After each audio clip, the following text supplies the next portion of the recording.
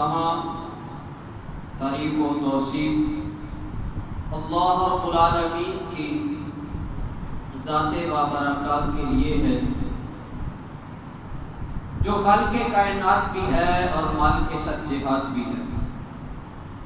اللہ رب العالمین کی تعریف و توصیف حمد و ثنا کے بعد درود لا محدود آقائے دو جہاں ہادی برحق نور مجسم رؤوف الرحیم حضور سیدنا محمد رسول اللہ صلی اللہ علیہ وسلم کی ذات بابرکات کے لیے۔ احباب ذی مقام، ہمارا آج کا عنوان جمعۃ المبارک کا کچھ اس طرح سے ہے، چونکہ 18 ذی الحجہ کو حضرت سیدنا عثمان بن عفان ذو النورین آپ کو اللہ رب العزت نے مقام شہادت عطا فرمایا اور آپ کو بغیر کسی وجہ سے مظلومیت کے ساتھ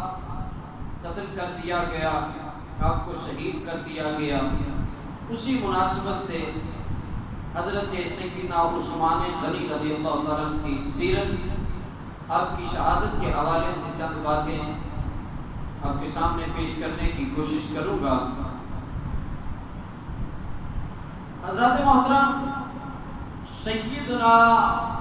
عثمان غنی ذو النورین رضی اللہ تعالیٰ عنہ صبر و تحمل، صدق و صفا، کمال و شجاعت، حلم و بردباری، عفو و درگزر، نرم مزاجی، عفت و عصمت اور شرم و حیا کے ایسے لاجواب پیکر تھے کہ دنیا میں کہیں کوئی اس کی ایسی مثال نہیں۔ صدقات و خیرات کرنے میں اپنی مثال آپ تھے۔ اسلامی وحدت اور مدینے کی حرمت کی خاطر آپ نے کلمہ گو فسادیوں کے خلاف تلوار نہیں اٹھائی، بلوائیوں کے خلاف تلوار نہیں اٹھائی، اور خود پیکرے صدق و وفا، زہد و ورع، صبر و رضا، امام عزم و استقامت بنے رہے۔ آپ نے بزور بازو فتنے کو نہیں دبایا کہ یہ نہ ہو کہ اگر میں تلوار لے کر کھڑا ہو جاؤں تو کہیں مدینہ جو رسول پاک صلی اللہ علیہ وسلم نے جس کو حرم قرار دیا ہے اس کے اندر کسی کا خون بہے۔ آپ کے عشق نے یہ گوارا نہیں کیا کہ میرے آقا کا وہ شہر جس کی قسمیں خود رب تعالیٰ نے کھائیں، خود رب تعالیٰ نے بیان کی، محبوب آپ کے شہر کی قسم، جس جگہ آپ تشریف فرما ہیں اس جگہ کی قسم، تو وہ پیکرے وفا، پیکرے حیا، اس انسان نے یہ گوارا نہیں کیا کہ میرے محبوب صلی اللہ علیہ وسلم کے شہر میں اتنا فساد ہو، اتنی خون ریزی ہو۔ آپ کے عشق نے یہ گوارا نہیں کیا اور خود جو ہے اس کو آقا کریم علیہ الصلوۃ والسلام کے دین کی خاطر اپنے آپ کو شہید بھی کروا لیا اور اللہ کی راہ میں وقف بھی کر دیا۔ یہ سیدنا عثمان غنی رضی اللہ عنہ کا مقام و مرتبہ، اور اس وقت سے لے کر جب ان بلوائیوں نے سیدنا عثمان غنی رضی اللہ تعالی آپ کے ساتھ اس طرح فتنہ و فساد کرتے ہوئے آپ کو شہید کیا، تب سے لے کر آج تک امت مسلمہ کا پورا شرازہ بکھر کے رہ گیا. آج تک امت مسلمہ پھر دوبارہ اکٹھی ایک منہج پر، ایک نہج پر نہیں ہو سکی. آج تک امت مسلمہ میں وہی فتنوں و فساد، وہی باتیں جن کی وجہ سے امت کا شرازہ بکھر کے رہ گیا. حضرات محترم، جو آیہ کریمہ قرآن پاک کی میں نے آپ کے سامنے تلاوت کی، اللہ رب العزت ارشاد فرماتے ہیں لقد رضی اللہ عن المؤمنین اذ یبایعونک تحت الشجرۃ فعلم ما فی قلوبہم فانزل السکینۃ علیہم واثابہم فتحا قریبا. کہ یقیناً راضی ہو گیا اللہ رب العزت مومنوں سے، مومنین سے رب تعالیٰ راضی ہو گیا. کس وقت راضی ہو گیا؟ اذ یبایعونک تحت الشجرۃ، جب وہ درخت کے نیچے بیٹھے ہوئے بیعت کر رہے تھے. فعلم ما فی قلوبہم، بس جان لیا اللہ نے جو ان لوگوں کے دلوں میں تھا. فانزل السکینۃ علیہم، بس اللہ نے ان پر اطمینان، سکون کو نازل کیا. وَأَثَابَهُمْ فَتْحًا قَرِيبًا، اور ان پر بطور انعام انہیں قریبی فتح بخشی. یہ آیت بشمول تمام صحابہ جو بیعت رضوان میں شامل تھے ان کو، اور بالخصوص حضرت سیدنا عثمان غنی رضی اللہ تعالیٰ کی حق میں نازل ہوئی. حضرت محترم، 6 ہجری ذی-القعدہ کا مہینہ، یہی میں اس سے پہلا مہینہ یہ ذی الحجہ کا ہے، اس سے پہلے ذی-القعدہ کا تھا.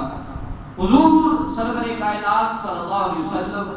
اپنے 1400 صحابہ کرام اور جانثاروں کے ساتھ عمرہ ادا کرنے کی نیت سے مکہ سے روانہ ہوئے،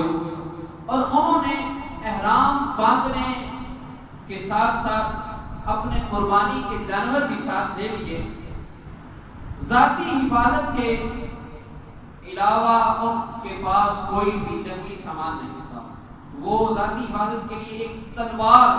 جو اہل عرب ہر وقت اپنے ساتھ اٹھائے رکھتے تھے اپنی حفاظت کے لیے، وہ ہر کسی کے پاس اپنی اپنی ایک تلوار تھی. اس کے علاوہ ان کے پاس جو 1400 صحابہ کرام عمرہ کرنے کی غرض سے نکلے تھے اور کوئی ان کے پاس جنگی سامان نہیں تھا. اللہ تعالیٰ کے بندوں کا یہ گروہ اللہ رب العزت کے گھر کی زیارت کے شوق سے سرشار ہو کر مکہ مکرمہ کی طرف بڑھ رہا تھا، اور بڑے شوق سے تمطراق سے یہ مکہ کی طرف بڑھ رہے تھے کہ کتنے 6 سال بعد، ہجرت کے 6 سال بعد دوبارہ یہ مکہ مکرمہ کی طرف جا رہے تھے. اور شوق کیا تھا کہ ہم مکہ مکرمہ کی زیارت کریں گے، مکہ کا طواف کریں گے، خانہ کعبہ کی زیارت کریں گے، صفا و مروہ کریں گے، آب زمزم پئیں گے. یہ ساری چیزیں ان لوگوں کے، ان صحابہ کے دلوں میں موجود تھی، اور وہ یہ قافلہ عشق و محبت مکہ کی طرف بڑھ رہا تھا. لیکن جب مشرکین مکہ کو، اہل مکہ کو ان مسلمانوں کی، ان 1400 صحابہ کی آمد کا علم ہوا تو انہوں نے فیصلہ کیا کہ وہ کسی قیمت پر بھی مسلمانوں کو مکہ مکرمہ میں داخل نہیں ہونے دیں گے. ان کو خدشہ تھا کہ اگر مسلمان مکہ میں داخل ہوتے ہیں، مکہ المکرمہ میں آ جاتے ہیں،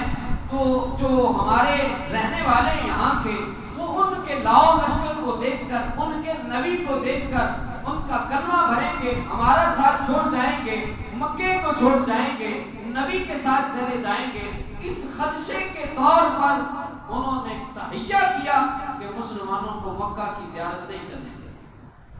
لیکن جب حضور علیہ الصلوۃ والسلام حدیبیہ کے مقام پر پہنچے، یہ مکہ میں ایک مقام ہے کچھ ہی فاصلے پر، تو جب آقا کریم علیہ الصلوۃ والسلام حدیبیہ کے مقام پر پہنچے تو آپ کی اونٹنی اسوا وہاں جا کر خود بخود بیٹھ گئی، وہ رک گئی. کیا کہ کافی سفر کر کے آئی ہے اونٹنی تو تھکاوٹ کی وجہ سے بیٹھ گئی ہوگی. نبی علیہ الصلوۃ والسلام نے فرمایا انما حبسها حابسو الفیل عن مکہ تھا. اس سے آگے اسے اس ذات نے آگے بڑھنے سے روک دیا جس نے ہاتھیوں کو مکہ جانے سے روک دیا. آقا کریم علیہ السلام نے فرمایا میری اونٹنی قصوہ کو اس ذات نے اس جگہ سے آگے بڑھنے سے روک دیا جس ذات نے ہاتھیوں کو جب ابرا نے ہاتھیوں کا حملہ کیا تھا اس ذات نے روکا تھا ہاتھیوں کو. اسی طرح میری اونٹنی قصوہ کو بھی اس ذات نے روک دیا. فرمایا یہ خود نہیں رکی بلکہ یہ خود رب تعالیٰ نے روکا ہے. حضرات محترم حضور علیہ السلام نے حکم کیا صحابہ کو کہ یہیں خیمہ زن ہو جاؤ, یہیں پڑاؤ کرو اور کفار کے ساتھ جو سفیری تعلقات ہوتے ہیں وہ بات چیت اور گفت و شنید کرنے کا سلسلہ جو ہے وہ سلسلہ شروع ہوا. انہوں نے سمجھانے کی کوشش کی گئی کہ لوگوں دیکھو ہم جو یہاں آئے ہیں کعبہ میں تمہیں نقصان پہنچانے کے لیے نہیں آئے, نہ ہم جنگ کرنے کی غرض سے آئے ہیں نہ کسی اور غرض سے آئے ہیں. ہمارا مقصد صرف اور صرف یہ ہے کہ ہم خانہ کعبہ کی زیارت کریں گے, خانہ کعبہ کا طواف کریں گے, آب زمزم پیئیں گے, صفا و مروہ کریں گے, عمرہ کریں گے اور واپس مدینہ طیبہ جو ہے وہ چلے جائیں گے. لیکن انہوں نے کسی قیمت پر بھی مسلمانوں کو عمرہ کرنے کی اجازت نہیں دی. تو آقا کریم علیہ السلام نے اس گفت و شنید کے لیے حضرت عثمان غنی رضی اللہ تعالیٰ کو آپ کو سفیر بنا کر مشرکین مکہ کی طرف جو ہے وہ بھیجا. تو حضرت عثمان غنی رضی اللہ تعالیٰ حضور علیہ السلام کے حکم کے مطابق مکہ گئے اور اپنی طرف سے یقین دلانے کی بھرپور کوشش کی اور انہوں نے کہا کہ ہمارا مقصد جنگ کرنا نہیں ہے, نہ ہی ہم مکہ پر قبضہ کرنا چاہتے ہیں, بلکہ ہمارا مقصد صرف اور صرف عمرہ کرنا ہے, اس لیے تم ہمیں خانہ کعبہ کا طواف کرنے سے نہ روکنا. انہوں نے جواب دیا اے عثمان تمہیں طواف کرنے کی اجازت ہے,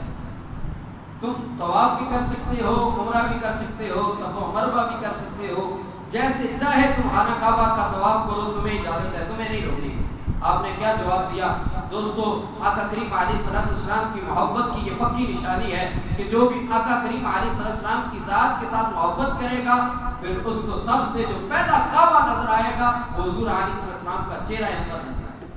کیونکہ عاشق کا جو پہلا کعبہ ہوتا ہے وہ اپنے محبوب کا چہرہ ہوتا ہے. جب وہ سامنے نہیں ہوگا پھر اگر کعبے کا کعبہ بھی آ جائے گا تو پھر بھی وہ کہے گا کہ میرے لیے یہ کچھ نہیں ہے. اس لیے تو اعلیٰ حضرت نے کہا تھا کہ حاجیوں آؤ شہنشاہ کا روزہ دیکھو, حاجیوں آؤ شہنشاہ کا روزہ دیکھو, کعبہ تو دیکھ چکے اب کعبے کا کعبہ دیکھو. اعلیٰ حضرت نے حضور علیہ السلام کے روزہ انور کو کعبے کا بھی کعبہ قرار دیا ہے کہ تم نے کعبہ تو دیکھ لیا, اے حاجیوں اب آؤ کعبے کا بھی کعبہ دیکھو. تو یہ حضور علیہ السلام کے چہرہ انور کی یہ بڑی جو ہے وہ طاقت ہے. تو فرمایا ما کنت لأطوف بالبیت ورسول اللہ لم یطف. فرمایا حضرت عثمان غنی نے کہ جب تک اللہ کا پیارا رسول خانہ کعبہ کا طواف نہیں کرے گا تو میں عثمان بھی خانہ کعبہ کا طواف نہیں کروں. خانہ کعبہ تیرا اگر طواف کرنا ہے تو وہ حضور علیہ السلام کی وجہ سے کرنا ہے, اگر حضور تیرا طواف نہیں کریں گے تو عثمان غنی بھی تیرا طواف نہیں کریں گے. حضرت محترم حضرت صحابہ کرام نے حضور علیہ السلام سے عرض کیا کہ حضرت عثمان غنی کتنے خوش قسمت ہیں, دیکھیے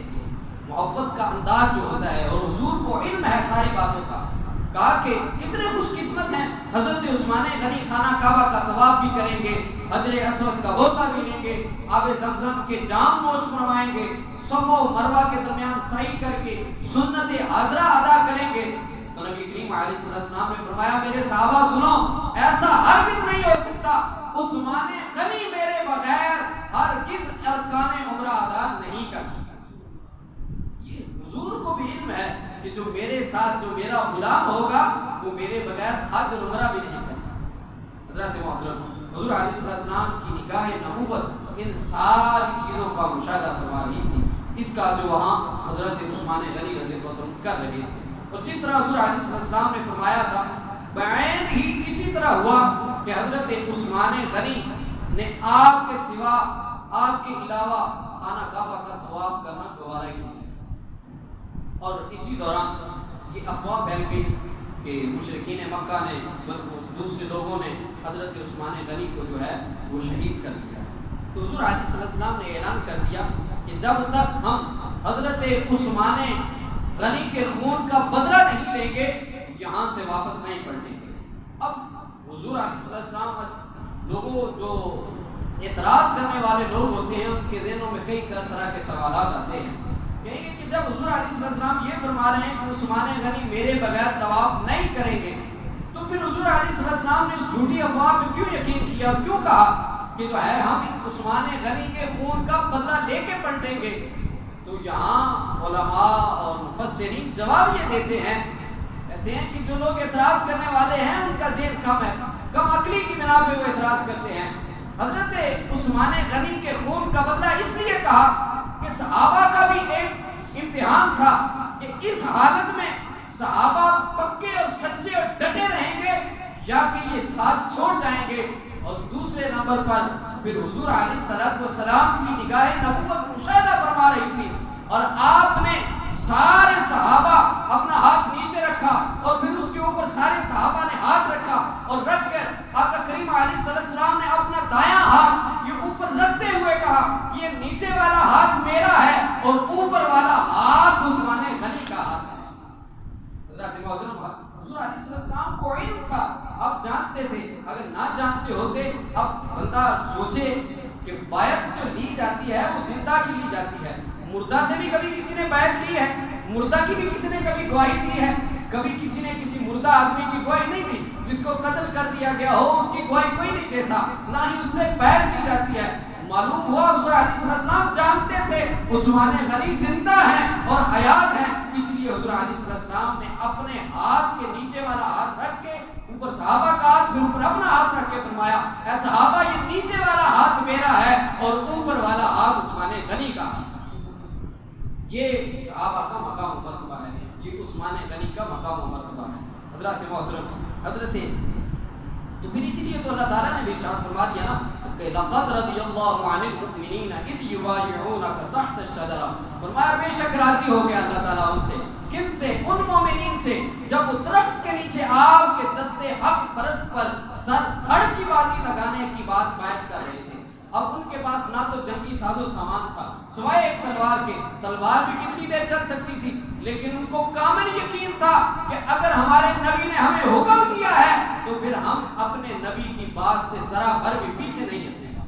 تو صحابہ نے پھر آقا کریم علیہ السلام کی بات پورا کر کے اس کو دکھا دیا اور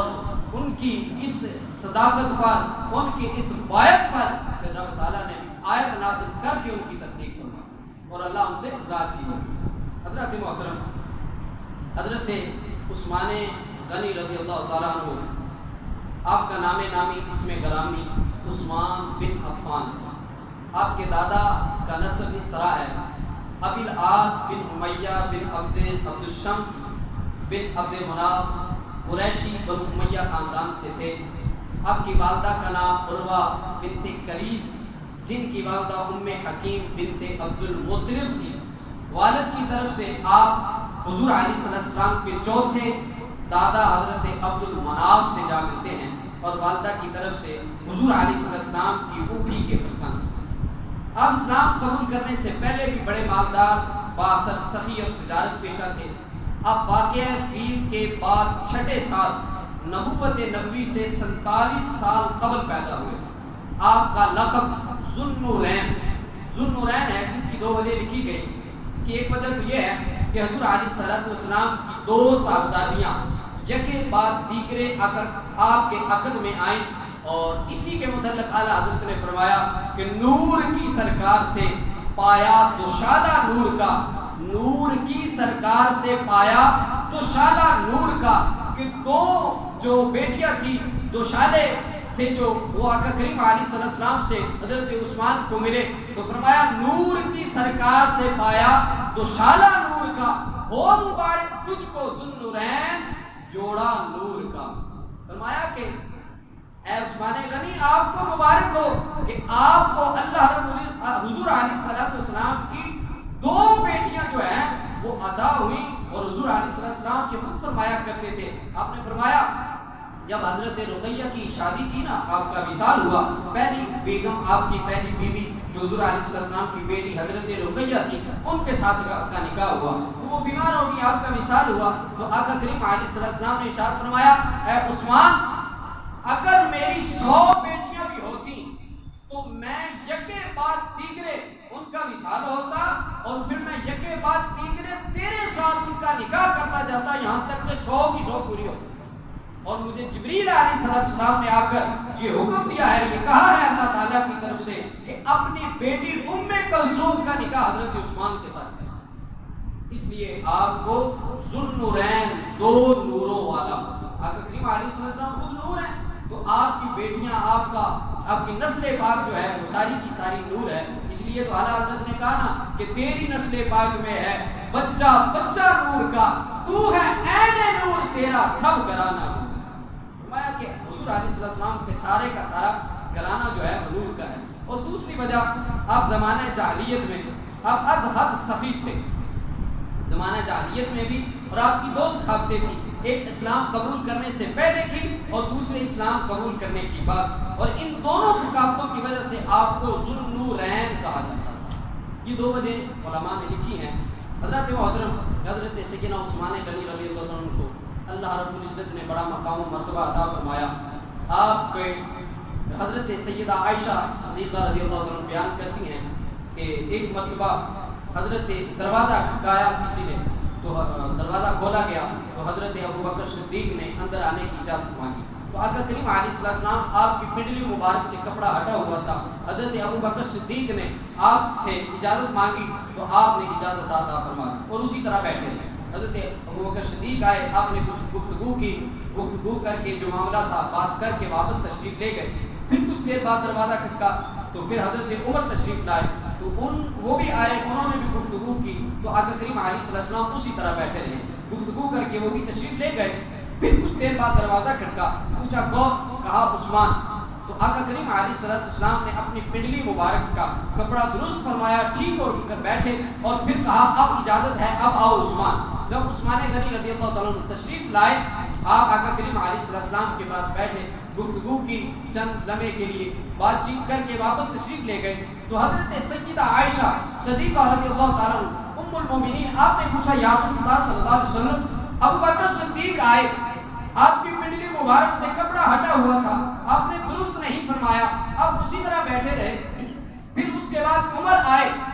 آپ کی پنڈلی مبارک سے اسی طرح کپڑا ہٹا ہوا تھا، آپ نے ان کو اجازت دی، وہ آئے، گفتگو کی، چلے گئے۔ اس کے بعد عثمان غنی آئے، انہوں نے اجازت طلب کی، آپ نے اپنی پنڈلی مبارک کا کپڑا درست کیا، کپڑا درست کرنے کے بعد عثمان غنی کو آنے کی اجازت دی۔ یا رسول اللہ صلی اللہ علیہ وسلم میرے سرتاج صاحب معراج، اس کی وجہ بیان فرمائیے، کیا وجہ ہے؟ عثمان غنی کے آنے پر آپ نے اپنے پنڈلی کا کپڑا مبارک درست کیا۔ کہا عائشہ میں اس شخص سے کیوں نہ حیا کروں جس شخص سے اللہ کی نوری مخلوق فرشتے بھی حیا کرتے ہیں۔ کہا عائشہ میں اس شخص سے کیوں نہ حیا کروں، اتنے حیادار حضرت عثمان غنی، اتنے حیادار۔ آپ فرماتے ہیں کہ جب سے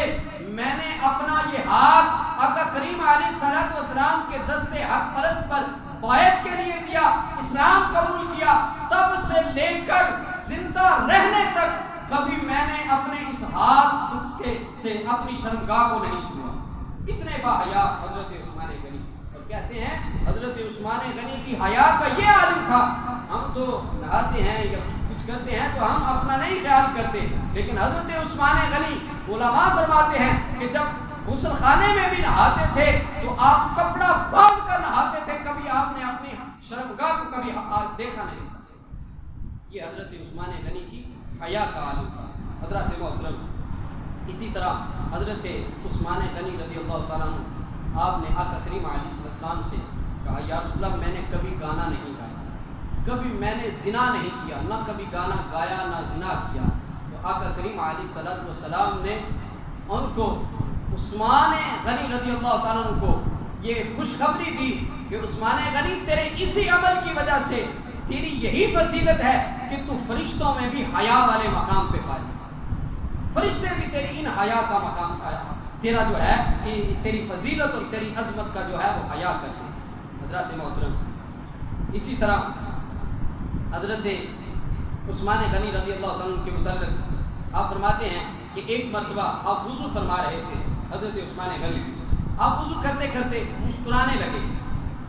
تو مسکرانے کی جو وجہ جو ہے وہ صحابہ نے ساتھیوں نے پوچھی کہ یا عثمان غنی کی کیا وجہ ہے، امیر المومنین آپ مسکرا رہے ہیں؟ تو فرمایا میں نے ایک مرتبہ آقا کریم علیہ الصلوۃ والسلام کو یوں وضو کرتے ہوئے دیکھا، جب آپ نے وضو کیا، وضو کرنے کے بعد آپ نے آسمان کی طرف دیکھا اور آسمان کی طرف دیکھ کر مسکرانے لگے، آج مجھے آقا کریم علیہ الصلوۃ والسلام کی وہی آداب پسند آئی، میں نے بھی اپنے نبی کی وہ سنت ادا کی۔ اتنا اپنے نبی کے ساتھ پیار تھا حضرت عثمان غنی۔ حضرت محترم، آپ کو قتل کرنے کی جو آپ کے ساتھ اختلاف تھا اس کی وجوہات بھی آپ لوگوں کو معلوم ہونی چاہیے۔ حضرت عثمان غنی رضی اللہ تعالیٰ عنہ کے متعلق یہ کہا جاتا ہے کہ آپ نہ تو جنگ بدر میں شریک ہوئے، نہ غزوہ احد میں شریک ہوئے، اور تیسرا اعتراض جو کرتے ہیں یہ بلوائی اعتراض، وہ کہتے ہیں جی یہ جو بیعت رضوان ہوئی، درخت والی جو ہے وہ بیعت ہوئی، اس میں بھی شامل نہیں تھے، لہٰذا یہ اس کے خلافت کے حقدار نہیں، نہ تو آپ بدر میں شامل ہوئے جنگ میں، نہ احد میں شامل ہوئے،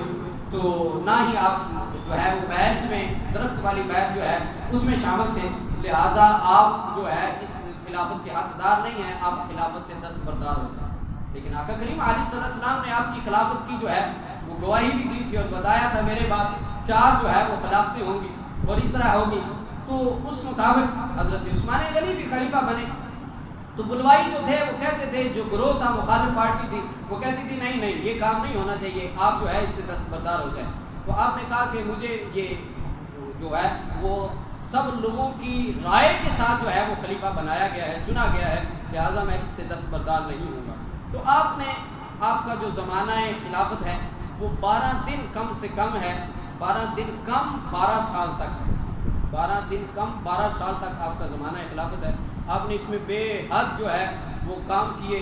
ایک سب سے بڑا کام جو کیا وہ قرآن پاک کو جو ہے وہ مدون کیا، اس کی ترتیب دی، اس کو جو ہے وہ پاروں میں بنا کر اس کو لکھا، اور آپ کو جب شہید کیا جا رہا تھا، جب بلوائی نے آپ کے ہاتھ پہ یہ تلوار ماری تو آپ نے کہا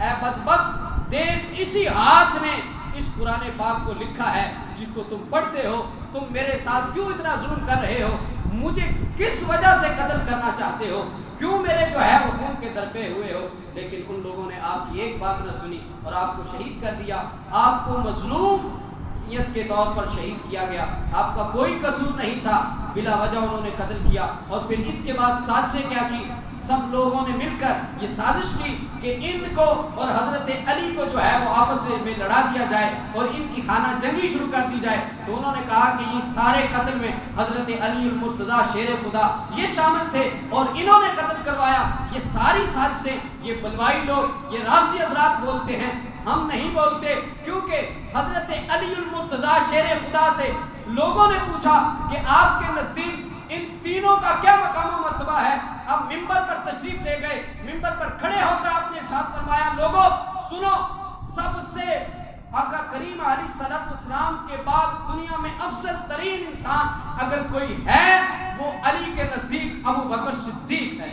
اور پھر اس کے بعد لوگوں نے پوچھا اس کے بعد کس کا مقام و مرتبہ ہے؟ تو حضرت علی فرما رہے ہیں، یہ جن کے خلاف لوگ بک بک کرتے ہیں وہ فرما رہے ہیں لوگوں حضرت ابو بکر کے بعد جس کا مقام و مرتبہ ہے وہ حضرت عمر رضی اللہ تعالیٰ عنہ ہیں۔ پھر پوچھا اس کے بعد کس کا مقام و مرتبہ ہے؟ کہا سنو، علی کے نزدیک ابو بکر عمر کے بعد سب سے افضل ترین انسان دنیا میں حضرت سیدنا عثمان غنی رضی اللہ تعالیٰ عنہ۔ یہ مقام و مرتبہ یہ ہم نے نہیں دیا،